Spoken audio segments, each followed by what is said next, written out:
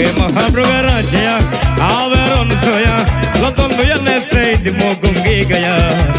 මල්ලෝකේ මහමෘග රාජයා ආවරොන් සොයා ලොතොන් යන්නේ සෙයිද මොගුම්ගේ ගයා මල්ලෝකේ මහමෘග රාජයා